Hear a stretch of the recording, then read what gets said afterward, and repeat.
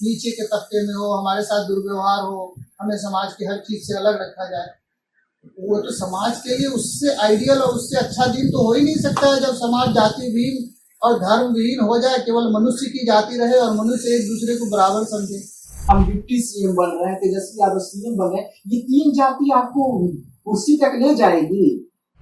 नहीं, आपने लगता है ना कि बहुत डिटेल में इसका विश्लेषण नहीं किया है। बिहार में ठीक है, हमारी थोड़ी जातियों से फैसिनेशन है। दूसरा एनडीए से हाथ में लड्डू, अब कौन से लड्डू के और चले जाएंगे, ये भरोसा कैसे दिलाइएगा आप पार्टी में कि एनडीए को हर सीट पे दमदार चुनौती देना, कड़ा मुकाबला देना, और जो जीत सकता है, मेरा कैंडिडेट जीत सकता है, वहाँ दोनों पार्टियां, तीनों पार्टियां तैयार है कि आप लड़ा लो। अगर आप पिछले अध्याय में जाने लगेंगे तो भाजपा का कोई ऐसा नेता नहीं है जो कांग्रेस में नहीं है। यहाँ कोई किसी को सीट दे देगा। सीटों का एडजस्टमेंट सभी दलों के बड़े नेताओं पे एक साथ बैठ के, और सबको बराबरी का इज्जत है, यहाँ पे सबको बराबरी का हक है। नोरमा ग्रुप, जो सोचता है वो करता है, आपके अपने सपनों का आशियाना। नमस्कार, मैं विकास सिंह राजपूत और आप देख रहे हैं भारत लाइव। बिहार में चुनाव है, तमाम पार्टियां इस वक्त अपनी अपनी सीटों को लेकर चिंतन और मंथन कर रही है। एक तरफ एनडीए है तो दूसरी तरफ महागठबंधन है। सीटों पर मंथन लगातार जारी है, लेकिन महागठबंधन में जो पेच फंसी है वो पेच सुलझने का नाम ही नहीं ले रहा है। कांग्रेस 70 सीटों पर लगातार दावा ठोकी हुई है, तो मुकेश सहनी भी साफ तौर पे बार बार डिप्टी सीएम का पद मांग रहे हैं, और सीटों का तो पूछिए ही मत। तेजस्वी यादव संकट में है। राहुल गांधी का बिहार आगमन और लोहा मनवाना, इससे कहीं न कहीं महागठबंधन में जो शक्ति प्रदर्शन है वो कांग्रेस का लगातार देखने को मिल रही है। तो क्या इतनी आसानी से तेजस्वी यादव और मुकेश सहनी की जो जोड़ी है वो कांग्रेस के सामने हथियार डाल देंगे? इन तमाम मुद्दों पर आज हम चर्चा करेंगे, और चर्चा करने के लिए हमारे साथ में खास मेहमान होंगे।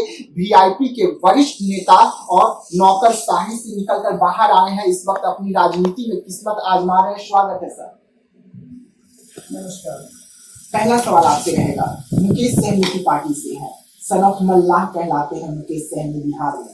जिस तरीके से मुकेश सहनी 60 सीटों पर दावा ठोक रहे हैं, क्या लग रहा है आपको? 2-3 बातें आपको शुरू में ही स्पष्ट कर देता हूं। जी। पहली बात तो ये कि इंडिया गठबंधन एक है, और गठबंधन में किसी तरह का बाल बराबर भी नहीं। दूसरी बात ये कि तेजस्वी प्रसाद यादव जो है गठबंधन के निर्विवाद नेता हैं जी, और उनके नेतृत्व में ही चुनाव लड़ा जाएगा। तीसरी बात ये कि जो वीआईपी पार्टी है श्री मुकेश सहनी के नेतृत्व में, वो बहुत मजबूती से गठबंधन का मजबूत साथी है, और राजद या कांग्रेस से इनका कोई भेद नहीं है। सारी जो सीट का आप बता रहे हैं, या जो मार्केट में चर्चा है, या जो अखबारों में, या जो तरह तरह के बयान आ रहे हैं, उस पे आपस में तीनों दलों में या कम्युनिस्टों के साथ ऐसा कोई मसला नहीं है, और वो सारी बातें पार्टी के वरिष्ठ नेता अपने लेवल पे तय कर चुके हैं। उसमें कोई किसी तरह का कोई भी किंतु परंतु इफ एंड बट नहीं। तो जो डिमांड की आप बात कर रहे हैं कि 60 सीटों की मुकेश सहनी की, वो हमारे राष्ट्रीय कार्यकारिणी के एजेंडा से पारित है। आप देख रहे हैं कि पार्टी का जनाधार कितनी तेजी से बढ़ा है, और खास करके उत्तर बिहार के जो भी मैदानी इलाके हैं उसमें वीआईपी पार्टी का विस्तार और इसका ग्रोथ सबने देखा है। आप सभी पत्रकारों ने भी देखा है, समाज ने भी देखा है, और बिहार का जो वोटर्स है उनके बीच जो मैसेज है वो बहुत लाउड एंड क्लियर है जी। तो हमारी तरफ से हमारी कार्यकारिणी का एक अनुमान था कि 60 सीटों से कम पे हमें नहीं लड़ना है, लेकिन ऐसा कोई जिसको कहते हैं ना हार्ड एंड फास्ट डिमांड, या ऐसा कोई इशू नहीं फंसा हुआ। तो आप एकदम इत्मीनान रखिए कि गठबंधन मजबूत है और मजबूती से लड़ेगा, और किसी तरह का कोई विवाद नहीं। आप लोग जो 60 सीट मांग रहे हैं, खबरें तो निकलकर सामने आ रही है कि आप लोगों को 12 से 15 सीट में निपटाया जा रहा है, उससे ज्यादा सीट आपको तेजस्वी यादव देने नहीं जा रहे हैं। यहाँ कोई किसी को सीट दे देगा। सीटों का एडजस्टमेंट सभी दलों के बड़े नेताओं पे एक साथ बैठ के और सबको बराबरी का इज्जत है, यहाँ पे सबको बराबरी का हक है। आरजेडी ऑफकोर्स लीडिंग पार्टी है और बड़े भाई हैं, तो उनको पता है कि मुकेश सहनी जी का क्या महत्व है, मुकेश सहनी जी कितनी सीटों पे लड़ेंगे। तो इसलिए आप जो ये टोटली कोरी अफवाह जो कह रहे हैं कि वो 12 दे रहे हैं, कोई कह रहा है कुछ दे रहे हैं, इस सब में कोई तथ्य नहीं है, कोई दम नहीं है और निराधार है। आप इज्जत और सम्मान की बात कर रहे हैं, याद है ना पिछला चुनाव जहां से मुकेश सहनी जी उठकर भागे थे, तेजस्वी यादव जी का ही पीसी था, उसमें से मुकेश सहनी को भागना पड़ा था। राजनीति मैंने पहले भी कहा, टाइम इज नाउ के कंसेप्ट पे चलता है, जो अभी है सो है।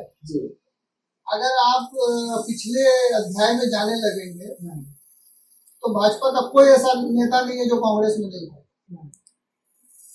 तो राजनीति एक नई शुरुआत का नाम होता है। आप पिछली बातों में न जाए, क्योंकि उसका नई बातों पे कोई असर नहीं, या नए जो गठबंधन के जो नए स्वरूप है, जो इंडिया गठबंधन का जो स्वरूप है, आप देख रहे हैं लोकसभा के समय ये गठबंधन गठित हुआ था और आज तक इसमें एक भी कहीं भी किसी दल से कोई बिखराव या कोई मनमुटाव आपको सतह पे आया है। ये सीट का बंटवारा आपस में जो है ये बहुत इजी टास्क है और लक्ष्य केवल एक है कि एनडीए को हर सीट पे दमदार चुनौती देना, कड़ा मुकाबला देना, और जो जीत सकता है, मेरा कैंडिडेट जीत सकता है, वहां दोनों पार्टियां, तीनों पार्टियां तैयार है कि आप लड़ा लो। जहां आरजेडी का कैंडिडेट जीत सकता है, वहां हम सहर्ष तैयार हैं कि आरजेडी लड़ा लो। और जहां कांग्रेस को पूर्ण विश्वास है कि कांग्रेस के लोग अच्छा करेंगे, वहां बाकी बचे हुए 3 दल कांग्रेस के साथ है कि आप लड़ लो। तो हम लोगों में आपस में कोई ऐसा विषय नहीं। मतलब विधायकों का फेरबदल आप लोग करने के फिर से तैयार है। मुकेश सहनी जी ये बात भूल गए क्या कि विधायक किस तरीके से बीजेपी में तोड़ लिए थे अपने ही कैंडिडेट को देकर? नहीं, विधायकों का फेरबदल का सवाल नहीं है। सवाल ये है कि एक इकट्ठा चुनौती देना है सामने वाले को, एनडीए को। देखिए अभी पूरे बिहार में और खास करके आप जो अभी इशूज हैं उसके एनडीए फिसलन पे है। आप तमाम सर्वे का भी रिजल्ट देख रहे हैं। तो इंडिया को एज है और वोटों का जो है इंडिया के फेवर में बहुत तेजी से स्वीप है। समाज में बहुत तेज गोलबंद है कि 20 साल पुरानी और जिस तरह से सरकार में लाचारी दिखती है उसको बदलना है।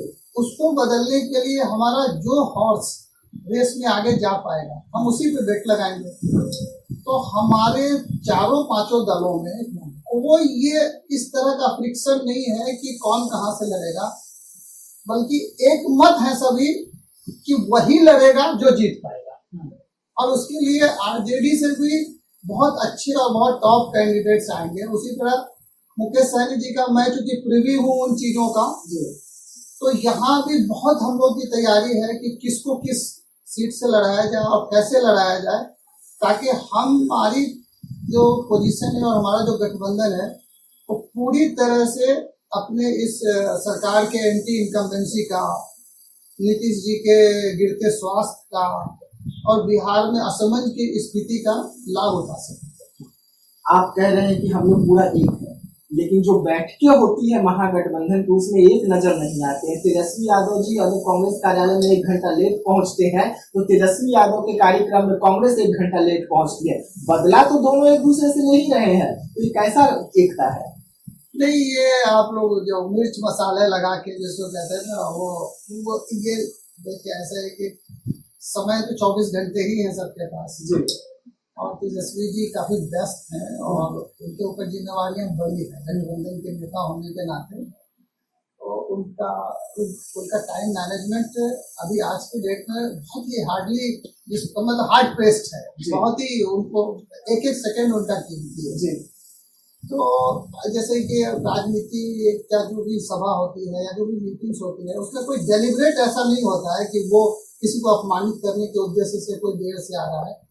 और जैसे आलू वरू जी की उस दिन फ्लाइट लेट हो गई थी जी, तो टाइप रहता है सबका प्रोग्राम, उसमें मतलब रीडिंग बिटवीन लाइंस वाला कृपया ना करिए, ऐसा कोई उद्देश्य नहीं। जी आपका मुस्कुराहट कुछ और बयां करता है। इस वक्त तमाम नेताओं के चेहरे पर शिकन दिख रही है, टेंशन दिख रही है, घबराहट दिख रही है कि पता नहीं तेजस्वी यादव अपना फॉर्मूला अगर रेडी कर दे तो बड़ा मुश्किल आ जाएगा। आप लोग निश्चिंत है, जो पहले आप लोगों ने सीटों को भेज दिया है, लिस्ट जो आप लोगों ने भेज दिया है, इसको लेकर निश्चिंत है कि तेजस्वी जी हमारे साथ है? तेजस्वी जी पूरी तरह से गठबंधन के निर्विवाद और बहुत ही ओजस्वी नेतृत्व देने को तैयार हैं जी। और हम सभी उनके साथ चलने को और उनको मजबूत करने के लिए पूरी तरह समर्पित हैं। और मैं आपको आश्वासन देता हूं कि वीआईपी बहुत ही अच्छे नंबर पे लड़ेगी और बहुत ही अच्छे कैंडिडेट्स उतारेगी। और मुस्कुराहट का ये मतलब है कि मैं अंदर से जानता हूँ कि हम लोग किस पेज पे हैं और कितने कॉन्फिडेंट हैं। तो मुस्कुराहट का वो अर्थ अनर्थ मत बनाइए कि कोई ऐसा गठबंधन में किसी तरह का कोई आपस में तनाव है।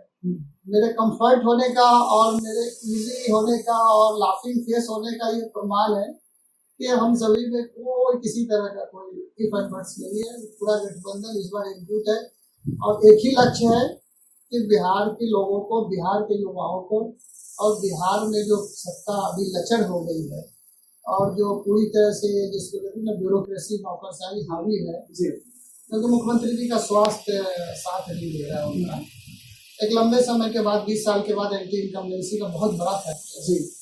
तो चेंज जो है, परिवर्तन मतलब आज के डेट में बिहार की जरूरत है और उस चेंज को लाने के लिए हम सब आपस में एकदम एक पेज पे है, उसमें कोई फिसर नहीं, कोई कंफ्यूजन नहीं। आप है, चाहे मुकेश सहनी जी हो गए, चाहे आपकी पार्टी वीआईपी हो गए, लगातार कह रही है कि हम नहीं बदलने वाले हैं, नहीं पलटी मारने वाले हैं। लेकिन जिस तरीके से नीतीश कुमार पे भरोसा नहीं किया जा सकता, वैसे मुकेश सहनी के इस वक्त हाथों में दोनों और लड्डू नजर आ रहा है। एक महागठबंधन से एक हाथ में लड्डू है, दूसरा एनडीए से हाथ में लड्डू है। अब कौन से लड्डू के और वो चले जाएंगे, ये भरोसा कैसे दिलाइएगा आप पार्टी में?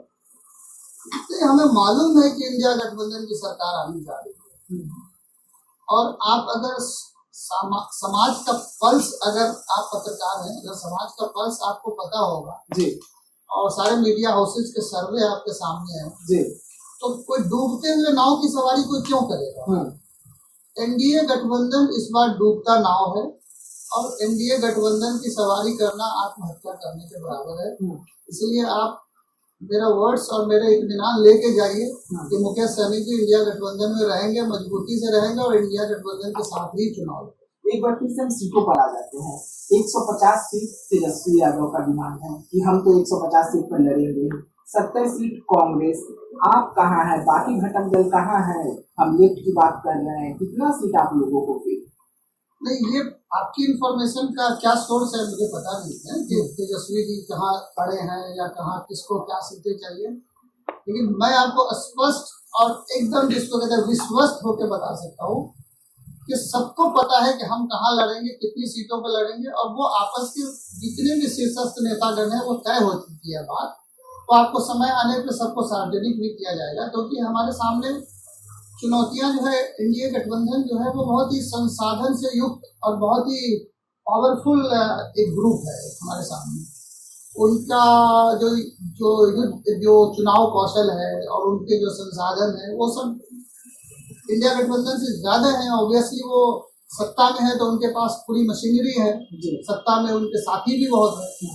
तो हम सबको अपनी जो तैयारियां हैं और अपने जो युद्ध में जाने से पहले जो अपना जो रणनीति होता है उसमें ये सब एक डेलिब्रेट जिसको कहते हैं ना पॉलिसी है कि हमें कब क्या डिस्क्लोज करना, और ये कहीं भी किसी भी कॉर्नर से ये बात या इसमें कोई सत्यता नहीं है कि तेजस्वी जी क्या कितनी सीटें पर अड़े हैं या कांग्रेस कितनी सीटें मांग रही है।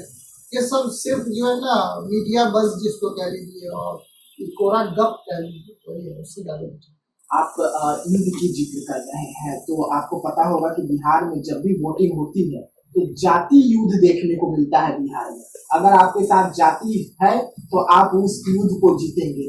मल्ला, मुसलमान और यादव, ये तीन जातियों से आपको लग रहा है कि महागठबंधन सरकार बना लेगी? क्योंकि मुकेश सहनी बार बार कह रहे हैं कि महागठबंधन की सरकार बन रही है, हम डिप्टी सीएम बन रहे हैं, तेजस्वी यादव सीएम बन रहे हैं। ये तीन जाति आपको कुर्सी तक ले जाएगी? नहीं, आपने लगता है ना कि बहुत डिटेल में इसका विश्लेषण नहीं किया है। बिहार में ठीक है, हमारी थोड़ी जातियों से फैसिनेशन है, हम बहुत धार्मिक या सांप्रदायिक तौर पे नहीं जाते हैं। हम सब जो है एक समाज के एक पर्टिकुलर जाति से सोचते हैं कि हमारे जाति का लोग कैंडिडेट आगे बढ़ेगा। ये जातियों की जो गोलबंदी है और जातियों का जो एक्सपेरिमेंट है, ये किसने शुरू किया है? श्री नरेंद्र मोदी की शुरुआत है। यूपी में आपने देखा होगा कि जो पिछड़ा और अति पिछड़ा की जितनी जातियां हैं, उनको मंडल आयोग के बाद जो जातियां एक पेज पे थी, जिन पिछड़ों को वीपी सिंह जी ने आवाज दी, जिन पिछड़ों को वीपी सिंह जी ने समाज में स्थान दिया, उसको एक सामाजिक समीकरण बना के और एक धार्मिक रंग देके उन्होंने एक जातियों का एक समूह पैदा किया और पिछड़ों को आपस में लड़ाया कि तुम पिछड़े हो, तुम अति पिछड़े हो, तुम अत्यंत पिछड़े हो, तुम कम पिछड़े हो। तो बिहार में ये जो परंपरा है या ये जो शुरुआत है, ये तो भाजपा ने की है। और आप अगर बिहार में जातियों की बात करते हैं तो Tejashwi ji A to Z जातियों की बात कर रहे हैं। आपने देखा होगा अभी क्षत्रिय सम्मेलन हुआ था, तेजस्वी जी गए थे। अभी आपको ये एक ब्राह्मण जाति का सम्मेलन हुआ था दरभंगा में, वहाँ भी तेजस्वी जी को सम्मानित किया गया। मैं इसका प्रमाण हूँ कि मुकेश सहनी जी मुझे क्यों लेकर आए। अल्पसंख्यक समाज को मुकेश सहनी जी से और इंडिया गठबंधन जोड़ने से के लिए ही मुझे लाया गया है। तो केवल ये सोचना कि केवल ये 3 जातियां मल्लाह, मुसलमान और यादव हमारे साथ है, ऐसा नहीं है। राजेश राम जी जीता जागता प्रमाण है कि सारे दलित हमारे साथ हैं। तो हमने भी प्रयास पूरा किया है कि हम देखिए समावेशी समाज बनाने में इंडिया गठबंधन के जो सेकुलर आइडियोलॉजी के लोग हैं, उनको कोई क्रेडेंशियल का कमी तो है नहीं। उन्होंने इसके समावेशी समाज की शुरुआत की। आप राजेश राम का जिक्र कर रहे हैं, इसके लिए मैं कह रहा हूँ, वैसे में तो आप एनडीए के पास अगर देखते हैं तो बड़े दिग्गज धुरंधर है। चिराग पासवान है, सम्राट चौधरी है, उपेंद्र कुशवाहा है, जीतन राम मांझी है, ये तमाम ऐसे दिग्गज चेहरा है वहाँ पर अपनी जातियों का वोट बैंक लेने के लिए। आपके पास कितने दिग्गज चेहरे हैं? आप दिग्गज चेहरा गिना दीजिए। एक मुकेश सहनी को छोड़कर, एक तेजस्वी यादव के हो गए, मुकेश सहनी जी मल्लाह के हो गए। मुकेश सहनी जी को थोड़ा ब्राह्मण वोट इसलिए मिल जाएगा कि इधर आपके संजीव मिश्रा जी हैं, तो इन लोगों से थोड़ा बहुत मिल जाएगा। लेकिन यादव पर, तेजस्वी यादव पे तो ब्राह्मण समाज हो गए, राजपूत समाज हो गए, उतना भरोसा नहीं कर सकते ना जितना आसान बीजेपी पर भरोसा करना होता है चुनाव में। नहीं, आप समाज के जितने भी आप जिन वर्गों का नाम ले रहे हैं, उनको अभी सोचने की जरूरत है ना। बीजेपी ने उनको क्या दे दिया, या बीजेपी के 20 साल के पिछले शासन में बिहार में लिटरली नीतीश कुमार जी और बीजेपी का ही शासन रहा है, तो उसमें उन जातियों का क्या विकास हुआ और उनको कितना महत्व दिया गया। हम तो ये कह रहे हैं कि हम क्यों जाएं इस कचड़े में पड़ने। मैं तो कह रहा हूँ कि जो बिहार में जो पिछड़ा जो अभी जाति जनगणना हुई है, उस आधार पे 78% लोग तो हमारे हैं। वो एक समूह है ना 78% का। हम तो भेद नहीं कर रहे हैं कि उसमें कोई किसी तरह का कोई भेद है आपस में। अब आपने जी 4-5 लोगों का उधर नाम लिया, तो वो ट्रेडिशनली वो उन लोगों से जुड़े हुए उनके वोटर्स हैं। पिछली बार भी तो देख लिया चुनाव में आपने कि तेजस्वी जी की पार्टी नंबर 1 पार्टी तो रही। वो तो चच्चा की वजह से ना, नीतीश जी की वजह से, नीतीश जी उधर थे। तो चचा के वोट जो है, चचा के लोग जो कुशवाहा लोग हैं, इस बार उनको भी सोचना है ना। और चिराग पासवान जी वही कहीं कसर जो है उसे निकाल दी, चचा के विरोध में हर जगह से अपनी कैंडिडेट उतार दिए। तो इस बार तो वैसा गलती नहीं करने जा रहे हैं चिराग पासवान, इस बार तो डट के खड़े हैं। नहीं, अभी बहुत पानी बहना है गंगा में। अभी आगे देखते जाइए। एनडीए में शुल्क टोल होने वाली है और बहुत हद तक अभी है। अभी आप मना लीजिए, उपेंद्र जी को मना लीजिए, जीतन राम मांझी जी को मना लीजिए, 40 सीट मांग रहे हैं, और पासवान जी को भी मनाना पड़ेगा ना अभी। तो हमसे ज्यादा चैलेंजिंग टास्क उनके पास है। हमारे यहाँ जो है ना ऐसा कोई कंफ्यूजन नहीं है। आप बड़ी बातें जानते हैं, मीडिया में भी खबरें आ रही हैं कि एनडीए में सिर्फ फुटबॉल आज के डेट में ज्यादा है, या इंडिया में। मैं आप पे छोड़ता हूँ, लोगों पे छोड़ता हूँ। एक सवाल आपसे और रहेगा। आप पहले कहें कि बीजेपी जो है वो जातियों में बांट दी लोगों को। जाति जनगणना मांग आप कर रहे हैं, केंद्र से लेकर बिहार तक करवा आप रहे हैं, दबाव केंद्र पर आप बना रहे हैं, सब कुछ आप कर रहे हैं, और जब उसका नुकसान हो रहा है तो कह रहे हैं यही तो करवाए थे मोदी जी ने बांट दिया। नहीं, हम तो ये कह रहे हैं कि आप सामाजिक मूल्यों को, सामाजिक समानता को लागू कर दो ना जी। हम कहाँ मानने जा रहे हैं? हम ऐसा स्वेच्छा से कोई किसी को पिछड़ा, कोई अपने को पिछड़ा मानने को तैयार है, या कोई चाहता है कि मैं पिछड़ा में जन्मूं। ये वर्ण व्यवस्था, जाति व्यवस्था क्या हमने और आपने नहीं बनाया है ना। ये तो जो मनुवादी और जो लोग हैं, जिस सोच के हैं, जिस तरह से समाज का वर्गीकरण किया गया, उसके बाद जब देश में एक संविधान लागू हो गया और यह देश संविधान से चल रहा है, उस संविधान को बीजेपी तरह तरह से मैनिपुलेट कर रही है ना। संविधान खतरे में है। अगर आप इसको बहुत डिटेल में जाएंगे तो संविधान पे तरह तरह के आक्रमण बीच में बार बार हो रहे हैं। अभी आपको जो आर्टिकल 25 और 26 पे जो हमला है, वो उसके जड़ में तो यही बात है ना। जड़ में तो यही निहित है कि भारत में जो होगा ये मनुवादियों का ही चलेगा। तो हम आज जो कह रहे हैं जाति जनगणना की, हम ये कह रहे हैं कि आप क्यों जाति में वर्गीकृत कर रहे हो लोगों को? आपने क्यों जन्म के आधार पर जाति व्यवस्था बना रखी है? आप ये खत्म कर दो। आप समाज के उन दलित, पिछड़े, वंचित, शोषितों जिनका हकमारी आपने कर रखा है, जिनको हजारों वर्षों से आपने उस दशा में पहुंचा रखा है, आपके पास तो स्टैटिस्टिक्स होना चाहिए ना कि भाई ठीक है, समाज के जो एक पर्टिकुलर वर्ग है तो उसको हम धार्मिक समानता, सामाजिक समानता, न्यायिक समानता, आप अगर ये लागू कर देते हो तो कोई क्यों मांगेगा आपसे? किसी को शौक लगा हुआ है कि भाई हम जो है जाके हमारी गिनती जो है नीचे के तबके में हो, हमारे साथ दुर्व्यवहार हो, हमें समाज की हर चीज से अलग रखा जाए। वो तो समाज के लिए उससे आइडियल और उससे अच्छा दिन तो हो ही नहीं सकता है जब समाज जाति विहीन और धर्म विहीन हो जाए, केवल मनुष्य की जाति रहे और मनुष्य एक दूसरे को बराबर समझे। तो आइडियल होगा ना, हम सबका आइडियल ही वही होना चाहिए।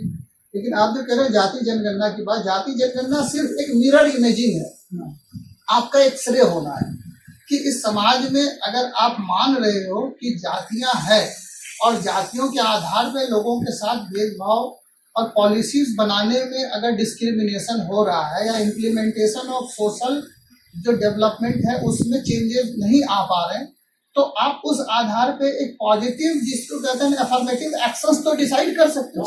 जी। तो अफर्मेटिव एक्शंस के लिए ये जानना जरूरी है ना कि पिछड़ेपन के किस लेवल पे कौन जातियां हैं और कहाँ है, किसको अधिक अफर्मेटिव एड देने की जरूरत है, किसको अधिक अपलिफ्टमेंट की जरूरत है। तो उसके लिए मात्र केवल जाति जनगणना का कंसेप्ट है। जाति जनगणना समाज को विभाजित करने के लिए नहीं है, बल्कि समाज को ये पता रहेगा कि समाज में हम अगर क्लेम करते हैं कि नहीं हमारा वर्चस्व रहे, तो हमें ये पता होना चाहिए कि भाई हम हमारे से बहुत बड़ी संख्या में जो लोग हैं उनको सही प्रतिनिधित्व और उनको सही नेतृत्व और सही जो है समाज में हिस्सेदारी की जरूरत है। तो it is just a simple x ray of the society, और एक्सरे ऑफ द सोसाइटी में मुझे नहीं लगता है कि कोई किसी को आपत्ति होनी चाहिए या इसका कोई बहुत बड़ा आउटफॉल होने जा रहा है। अगर समाज जिस दिन जाति विहीन हो जाएगा उससे सुखद दिन तो इस देश के लिए कुछ हो ही नहीं सकता। आखिरी सवाल रहेगा आपसे, बिहार में युवाओं का बेरोजगारी का संख्या लगातार बढ़ती जा रहा है, युवा पलायन की ओर बिहार में खास करके बढ़ रहे हैं। इसको लेकर आपको क्या लगता है कि बिहार में ऐसे कौन नेता होंगे युवाओं के लिए बेहतर साबित हो सकते हैं? क्योंकि इस वक्त बिहार में युवा नेता जो है बिहार के लोग खोज रहे हैं कि आए और युवाओं की दिक्कत और परेशानी को समझ सके, चाहे वो इंग्लिश से हो या महागठबंधन से हो। आपके हिसाब से बेहतर कौन? ये जो बेरोजगारी का सवाल है, देखिए ये तो मोदी जी के शासन में जो 2014 से जो वादे किए गए थे या जो कहा गया था कि सरकारी नौकरियां प्रतिवर्ष घट रही है जी, नए एम्प्लॉयमेंट जनरेट तो हो नहीं रहे हैं। अब अगर आप ये कहते हैं कि भाई युवाओं को कौन सा ऐसा नेता है जो युवाओं को नौकरी देगा जी, तो तेजस्वी जी ने पिछले 17 महीने के कार्यकाल में 5.5 लाख नौकरियां दी हैं। आप बता दीजिए कि पासवान जी ने या सम्राट चौधरी जी ने, इन लोगों ने कौन से ऐसे कारनामे कर दिए हैं? सब लोग वही थे, शासन वही। आप बार चिराग पासवान को टारगेट कर रहे हैं, पासवान जी करके खुल के नाम नहीं ले रहे, लेकिन टारगेट उन्हीं की ओर है। नहीं देखिए, ऐसा बिहार में वो शासन कर नहीं रहे, आ रहे हैं, वो तो कह दिए बिहार मुझे बुला रहा है, मैं आ रहा हूँ। नहीं, स्वागत है उनका, युवा है और बिहार के बिहारी हैं, तो बिहार का भविष्य उनमें तो निहित है ही। तेजस्वी जी हो, चाहे पासवान जी हो, सम्राट जी हो, ये सब बिहार का कल है। तो इनमें कोई इफन वर्ड्स नहीं है कि सब लोग अच्छे हैं, एक नए नेतृत्व के साथ है, नए जोश के साथ है। लेकिन तेजस्वी जी को जब 17 महीने का मौका मिला तो उन्होंने अपने आप को स्थापित किया साबित किया कि 17 महीने में 5.5 लाख युवाओं को नौकरी दी जा सकती। उनके हटने के बाद भी जो शिक्षकों की इतनी बहालियां हो रही है वो तेजस्वी इफेक्ट ही है, क्योंकि नीतीश जी को कंपेल कर दिया उन्होंने कि नीतीश जी अगर आप युवाओं के भविष्य से या युवाओं से अगर इस तरह से बेरुखी रखेंगे कि उनको उनके मतलब जिसको कहते हैं ना जीवन यापन है, उनके सरकारी नौकरी का कोई व्यवस्था नहीं होगा, तो भाई आप ऐसा है कि बिहार में कल कारखाने तो लग नहीं गए, इंडस्ट्रियलाइजेशन हो नहीं रहा है, मॉडर्नाइजेशन बिहार का हो नहीं रहा है, तो यहाँ बचता क्या है? हम सभी बिहार छोड़ के 30 साल से मैं बिहार छोड़ के बाहर गया, सरकारी नौकरी की, सिविल सर्विसेज गया, फिर आगे भारत सरकार जहाँ जहाँ भेजती रही वहाँ गया, क्योंकि बिहार में हमें पैदा होते ही बता दिया जाता है कि यहाँ कुछ नहीं है, बस एक परीक्षा पास करो और निकल लो यहाँ से। वो कंसेप्ट को चेंज करना। आज आप उन टीचरों के, उन जितने भी सरकारी टीचर हैं उनके परिवार से जाके मिलिए, उन बच्चों के चेहरे पे जाके खुशी ऑब्जर्व करिए ना कि वो कितने खुश है, वो अपनी छोटी सी लाइफ में इतने मस्त हैं। तो बिहार में अगर ये आज 8-10 लाख टीचर लोग जो भी बहाल हुए हैं पिछले 2-3 सालों में, तेजस्वी जी के बाद भी 2-3 बार बहालियां निकली है, तो उन बच्चों को अगर हम अपॉर्चुनिटी नहीं देंगे, हम अपनी व्यवस्था में क्रिएट नहीं करेंगे कि इनको एकोमोडेशन हो, इनका एक सिक्योर लाइफ हो, हर आदमी एक सिक्योर लाइफ चाहता है, कौन करेगा? और तेजस्वी जी का दबाव था, किसी को करना पड़ा, तो हम तो उम्मीद करते हैं कि आने वाला नेतृत्व, ऑफकोर्स मेरा मानना है कि तेजस्वी जी बहुत तेजी से उभर के आए हैं और आएंगे, और अगर उनके नेतृत्व में सरकार बनती है तो हम लोग इस स्थिति में रहेंगे कि बिहार के युवाओं को एक नया पर्सपेक्टिव के साथ, एक नए विजन के साथ उनको हम जो है तरह तरह के रोजगार के ऐसे सृजन करें, ऐसे नए। अब मैं छोटा सा आपको बताता हूँ कि अभी खेलो इंडिया एक चल रहा है जी, बिहार को उसका खेलो इंडिया का स्पॉन्सर करा गया है ना। अभी गांधी मैदान के चारों तरफ पोस्टर्स लगे हुए हैं, खेलो इंडिया, खेलो इंडिया। आपको पता है बिहार की आबादी कितनी है? 13 करोड़, और गुजरात की आबादी कितनी है? 6 करोड़। बिहार को खेलो इंडिया में इस साल कितने पैसे मिले? 50 करोड़। और गुजरात को कितने मिले? 468 करोड़। पिछले बार बिहार को खेलो इंडिया में कितने पैसे मिले थे? 20 करोड़। गुजरात को मिले थे 400 करोड़। खेलो इंडिया के पिछले का आप रिकॉर्ड उठा के देखिए, बिहार को 17 मेडल मिले थे, जिसमें 3 गोल्ड मेडल भी था, और गुजरात को कितने मिले थे? 6। 13 करोड़ की आबादी को आप 20 करोड़ रुपया देके 17 मेडल लाने को कह रहे हो, और 6 करोड़ की आबादी को 400 करोड़ रुपया देके 6 मेडल लाने को कह रहे हो। ये कौन सा न्याय है? अभी मैं आपके सामने पिछले 2014 से अभी तक के आंकड़े प्रस्तुत करूंगा तो आपकी आंखें खुली रह जाएंगी कि यह भेदभाव का क्या स्तर है। इतना बड़ा भेदभाव इस राज्य के साथ केंद्र सरकार कर रही है, और बिहार के जो हमारे नेतागण हैं वो आवाज तक उठाना इसको लिए सब मुनासिब नहीं समझते हैं।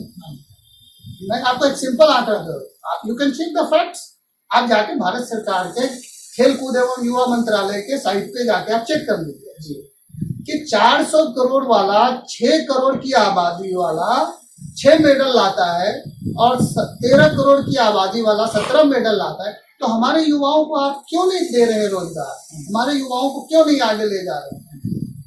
तो मेरा अनुरोध होगा कि तेजस्वी जी आए, और तेजस्वी जी के नेतृत्व में तो अगर सरकार बन गई तो युवाओं की बल्ले बल्ले है, लेकिन जैसे बिहार में अभी राजनीति यही खत्म नहीं होती है, आगे भी अगर आप युवाओं के बारे, क्योंकि अच्छा बिहार के उसमें एक और बहुत बड़ा फैक्ट है, बिहार में 54 करोड़ युवा हैं, बिहार में 54% युवा हैं, और गुजरात में जो है वो 23% है। तो आप 54% युवा को 20 करोड़ रुपया दे के कह रहे हो कि आप खेल लो और चैंपियन बन जाओ, और 23% युवा वाले राज्य को 6 करोड़ की आबादी में उसको 400 करोड़ दे रहे हो कि आप चैंपियन बन जाओ।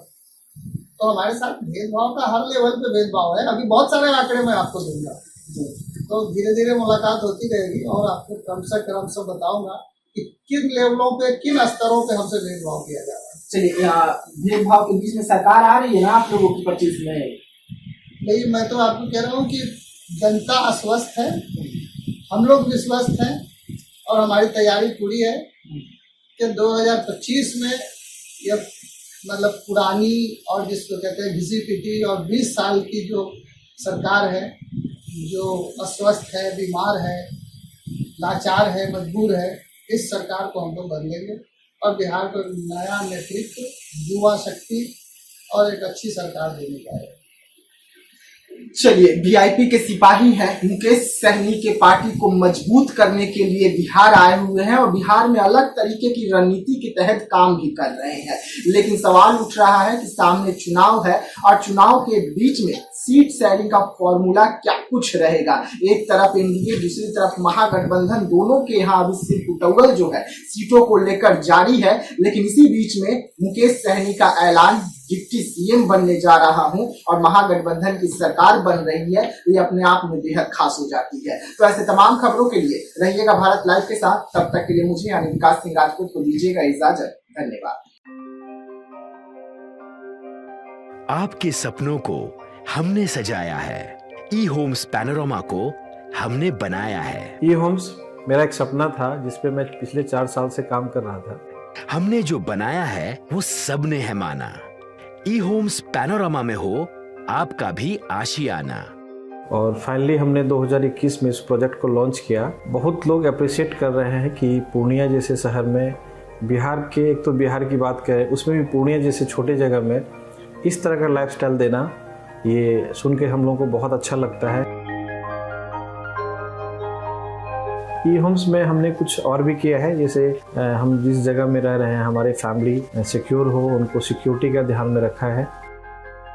आपकी सुविधा और सुरक्षा आपके लिए खास है, ये आपका विश्वास है। इसमें आर्टिफिशियल इंटेलिजेंस का 7 लेयर सिक्योरिटी का हमने इस्तेमाल किया है। लस ग्रीन कैंपस को बनाया है। यदि हमारा बाउंड्री वाल है तो वो वर्टिकल गार्डन है। ये जितनी भी फैसिलिटी होता है एक इंटरनेशनल टाउनशिप में ई होम्स है, ये हम लोग विश्वास नहीं कर पा रहे हैं। जो भी हमारे मित्र, दोस्त या जो भी हमारे बाहर के बाहर आते हैं तो हम लोगों को बहुत अच्छा सुनने को मिलता है और बहुत अच्छा क्रेडिट मिल रहा है। वो सारा हमने सिर्फ एक बिल्डिंग नहीं बनाया, हमें एक बहुत अच्छा लाइफस्टाइल दिया ई होम्स में और मेरा एक सपना था जिसको मैं आज फुलफिल होते हुए देख पा रहा हूँ। ये आपका आवास है। ई होम्स पैनोरमा में अब आपका निवास है। E Homes Panorama, luxurious lifestyle redefined. Panorama group, जो सोचता है वो करता है।